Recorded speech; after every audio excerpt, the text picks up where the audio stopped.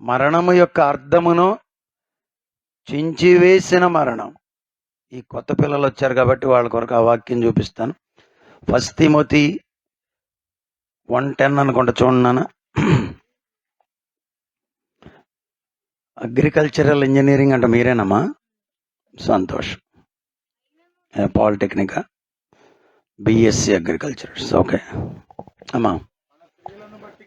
మన 1:9 1 తిమోతియా 1 తిమోతికి రాసిన 2వ పత్రిక 1వ అధ్యాయము 9వ వచనం. అందరూ కలిసి మెల్లగా చదవండి.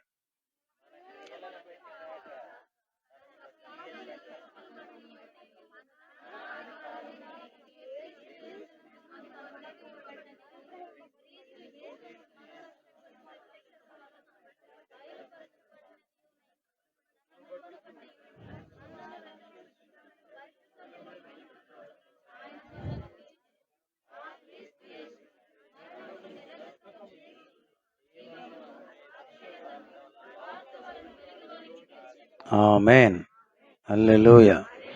ఆ క్రీస్తు యేసు మరణమును నిరర్ధకము చేసి, బైబిల్ తీయడానికి లేటు పెట్టే వరకు ఒక సూత్రం చెప్తా మధ్యలో. మీరు రోజుకొక్కసారి అన్న ఆదికాండము, నిర్గమకాండము, సంఖ్యాకాండము, లేవియాకాండము, ద్వితీయోపదేశ కాండము, యెహోషువ, న్యాయాధిపతులు, రూతు, మొదటి సమూయేలు, ఇట్లా రోజుకొక్కసారి.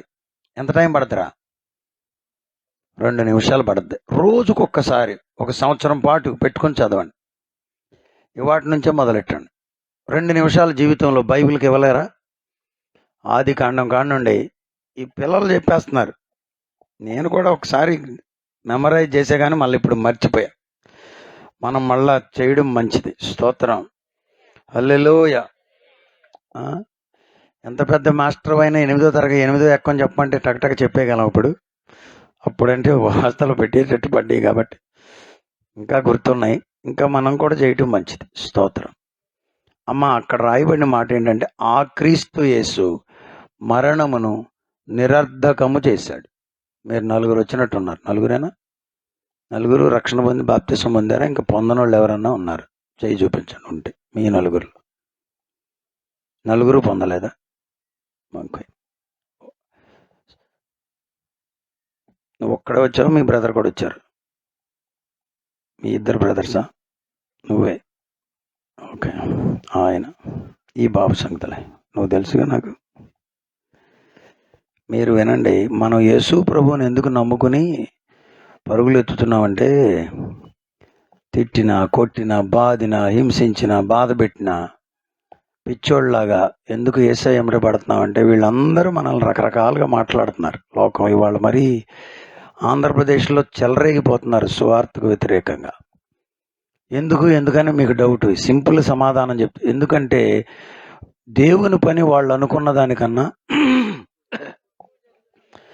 ఎక్కువగా జరుగుతుంది. దేవునికి స్తోత్రం. అర్థమైందా?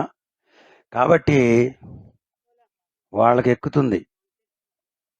హల్లెలూయా. ఏమండి? వాళ్ళకి ఎక్కుతుంటే ఏం చేస్తారు? ఏం చేయాలో తెలియక స్పీకర్ సీట్ను కూడా పక్కనెట్టి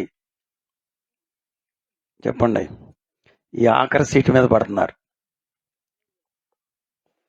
వాళ్ళనేం అనొద్దు మీరు. యోధాను మనం ఏమనడానికి వెళ్ళలేదు. యోధా కూడా దేవుని చిత్తాన్ని నెరవేరుస్తున్నాడు. అర్థమైందా? యోధా ఉంటేనే అక్కడ యేసయ్య సిలువ వేయబడతాడు. యేసయ్య సిలువ వేయబడితేనే సమాజానికి రక్షణ. దేవునికి స్తోత్రం. ఉద్యోగం కావాలని ప్రార్థన చేశాం. దేవుడు ఉద్యోగాన్ని ఇస్తున్నాడు, వాళ్ళని రేపుతున్నాడు. వాళ్ళని రేపినప్పుడు ఇంకా మీలో ఎక్కువ ఉద్యోగం వస్తుంది. స్తోత్రం, హల్లెలూయా.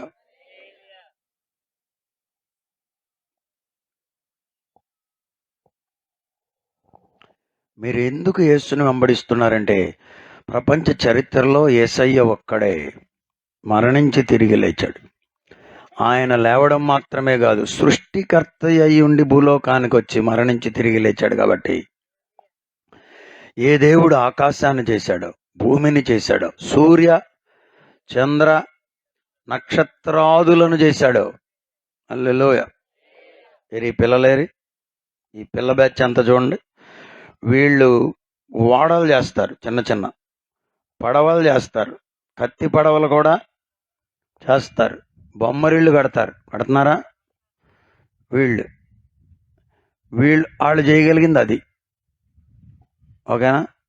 సరే, మనం అంతే. మనం వేసే పందిళ్ళు ఇలాంటి పందిళ్ళు మనం వేస్తాం, లేకపోతే ఒక మందిరం కడతాం. అసలు ఈ మందిరం చూడు, ఇక అందరం తీసుకొచ్చి చూపిస్తాం. వాళ్ళకి కత్తి పడవ ఎంతో, దేవుని దృష్టిలో మనం కట్టేది కూడా చిన్న చిన్నవి. కానీ దేవుడు ఎవరు? He is the creator of the universe. భూమి కంటే సూర్యుడు 15 లక్షల రెట్లు పెద్దవాడంట. భూమి ఎంత పెద్దదే? సూర్య అని పెట్టుకున్నావు చెప్పు. భూమే చాలా పెద్దదే. సూర్యుడు భూమి కంటే 15 లక్షల, ముందులో 13 లక్షల రెట్లు అన్నారు. ఇప్పుడు ఇంకా ఎక్కువ కనుగొని అంచనాలు వేసి 15 లక్షలు అంటున్నారు. అలాంటి సూర్యుళ్ళు కోటాను కోట్లు ఉన్నాయంట. వాటన్నిటిని కలిపి ఒక పాల పొంత అంటారంట. మళ్ళా అలాంటి పాల పొంతలు కోటాను కోట్లు ఉన్నాయంట. ఇవన్నిటిని ఒక చాపలో వేసి పెట్టాడట. ఆకాశం అనేటటువంటి ఆకాశమును చాపను చుట్టినట్లుగా చూడతానన్నాడుగా. చూసారా? ఆయన సృష్టికర్త అంటే